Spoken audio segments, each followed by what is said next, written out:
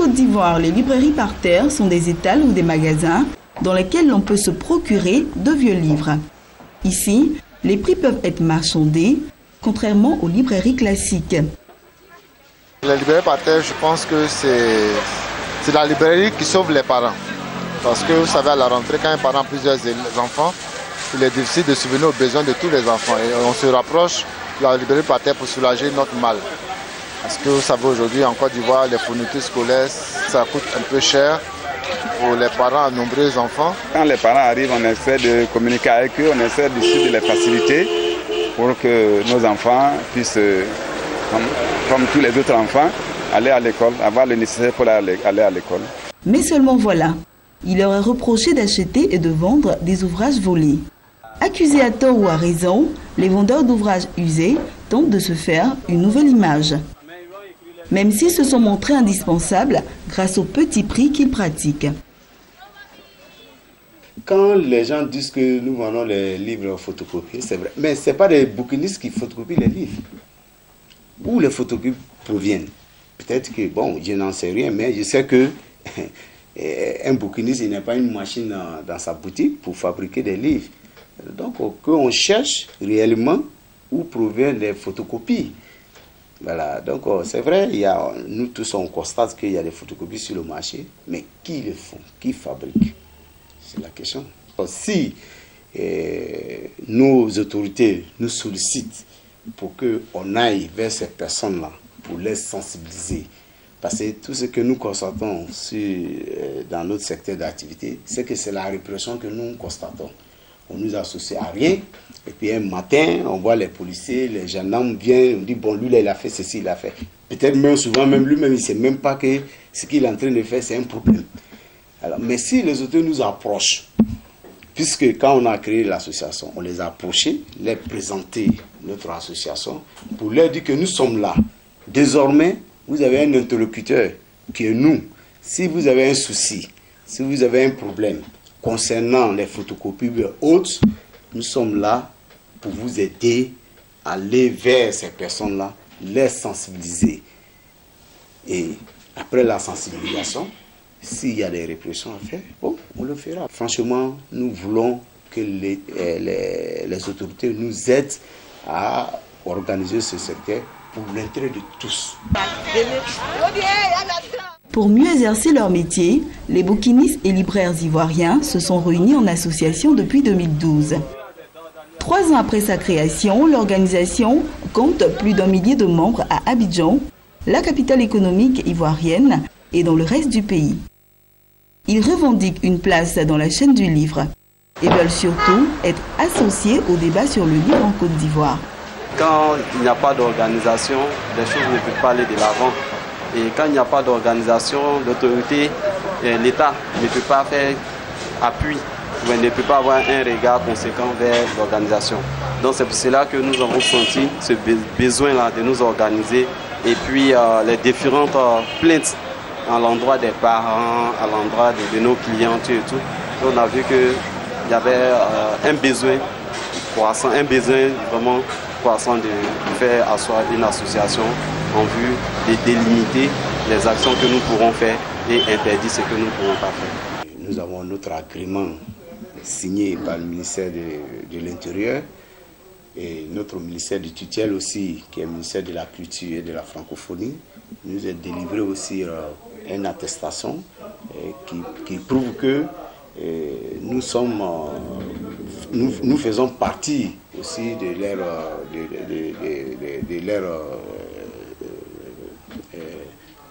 leur ministère, voilà, pour que s'il y a des éventuelles choses qu'on peut nous associer pour pouvoir aussi développer ce secteur. La vente d'anciens livres est une activité qui nourrit son homme en Côte d'Ivoire, selon les bouquinistes.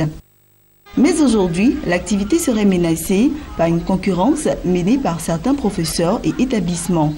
Une situation qui les oblige à parfois diversifier leurs offres. Les articles ne marchent plus comme auparavant. Pourquoi? Parce que les professeurs, les instituteurs, ils nous fatiguent. Pourquoi?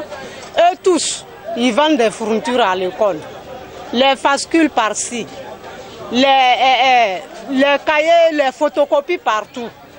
Donc c'est ce qui fait que nos articles ne marchent plus comme auparavant.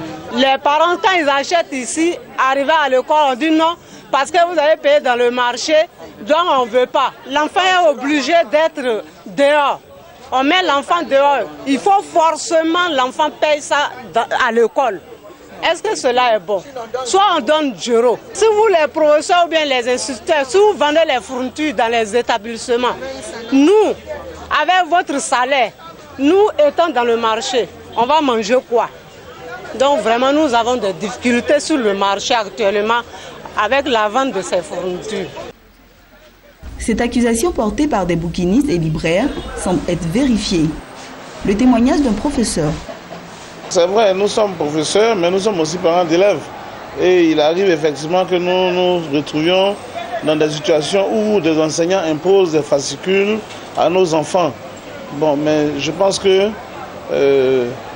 officiellement, cela est interdit. C'est interdit qu'un professeur vende un livre. Ce n'est pas son rôle. Son rôle, c'est d'enseigner. Ce qu'il doit faire, c'est de peut-être faire le choix. On nous donne le choix, par exemple en français, d'un certain nombre d'œuvres par classe. Et puis, ensemble, on choisit l'œuvre qu'on sent la plus adaptée au niveau. Et puis, bon, on la paye. Les livres qui sont au programme, souvent, je ne parle pas des romans, mais je parle des livres même au programme. On dit, par exemple, le livre de, je sais pas, de lecture, par exemple. Mais lorsque tu vas prendre le livre, souvent, il y a plein de textes que tu ne peux pas exploiter parce qu'ils ne sont pas trop adaptés à ce dont tu as besoin. Voilà. Donc, ce qu'on peut faire, ce qu'on fait, ou ce qu'on peut peut-être se permettre de faire, mais avec l'accord de l'administration, bien sûr, c'est de sélectionner un certain nombre de textes et puis faire des banques qui fassent qu'on puisse utiliser tous les mêmes textes au même niveau. Quant à la concurrence que mèneraient les vendeurs d'ouvrages usés aux librairies classiques, les concernés affirment qu'il n'en est rien. Entre les deux types de librairies, la relation est complémentaire. Les librairies classiques, puis nous, il n'y a pas de problème en fait. Moi, j'étais à Boaké depuis 1986. Il y avait 3 librairies à Boaké. Il y avait la librairie Cathédrale, il y avait la librairie Possolo, et puis il y avait la librairie Ville Pastou. On a toujours travaillé en synergie, en parfaite harmonie. Mais il n'y a pas de problème. Mais qu'est-ce qu'aujourd'hui, peut-être que les gens pensent que les librairies partaient, gênent beaucoup les librairies. Non, c'est ce qui vient des temps, comment on appelle les saisonniers, c'est qui nous mélangent tous, que ce soit les librairies classiques ou les librairies partaires, c'est qui nous mélangent tous. Sinon que les relations ont été toujours parfaites entre nous et puis les librairies classiques. Voilà, donc, et même nous les bouquinistes, on a entamé certaines démarches pour pouvoir aller vers ces personnes-là, pour leur dire que nous sommes là. Nous sommes utiles pour eux. Parce que souvent, ils ont des ouvrages qu'ils ne peuvent plus mettre dans les rayons.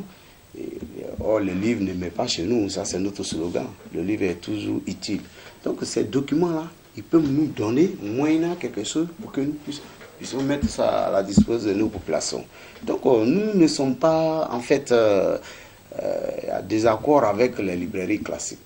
Nous sommes en parfaite harmonie. Nous avons une collaboration parfaite. Je pense qu'à ce niveau, il n'y a pas de souci. Chacun connaît sa ligne de conduite, sa ligne directive. Donc, c'est la concertation, c'est les visites. Et puis, c'est les invites aussi pour que le livre se comporte mieux, pour faire la promotion de la lecture. Ces commerçants du livre entendent aussi mettre fin à l'anarchie dans leur secteur d'activité. Ils demandent aux autorités communales de les identifier et de les installer sur des sites appropriés. Quelqu'un qui est peut-être vous allez le constater, quelqu'un qui vend les quincailleries, on le voit au mois de la rentrée, il évacue toutes ses marchandises, c'est les cahiers, c'est les livres. Bon, tous ces paramètres-là jouent beaucoup de nos affaires que nous faisons quotidiennement. L'approche de la rentrée, tout le monde devient libraire. Donc on ne sait pas qui fait quoi dans ce secteur. Donc aujourd'hui, ça joue beaucoup, énormément. C'est nous les libraires, que ce soit librairie par terre ou librairie classique, ça joue sur tous ces secteurs-là. Parce que et ces gens-là, quand ils viennent, ils ont les prix différents que nous. Puisqu'ils se disent quoi? C'est un mois de la rentrée. Et la rentrée, tout le monde doit profiter. Interrogés sur l'avenir du livre en Côte d'Ivoire face à la menace de l'Internet, les bouquinistes se veulent rassurants. Pour eux, le livre a encore de beaux jours en Afrique. Les visuels ne peuvent pas remplacer les livres physiques.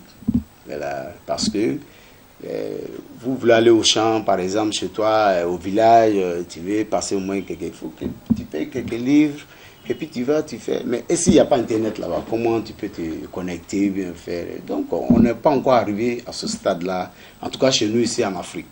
Voilà, il faut encore des années, peut-être, pour atteindre ces choses-là. Sinon, à l'ère actuelle, c'est des livres physiques qui peut nous arranger parce que c'est ça qui est pratique partout où tu vas. Les bouquinistes et libraires veulent prendre une part active dans le développement de la lecture et du livre en Côte d'Ivoire. Ils comptent pour cela mener plusieurs actions pour atteindre leur objectif.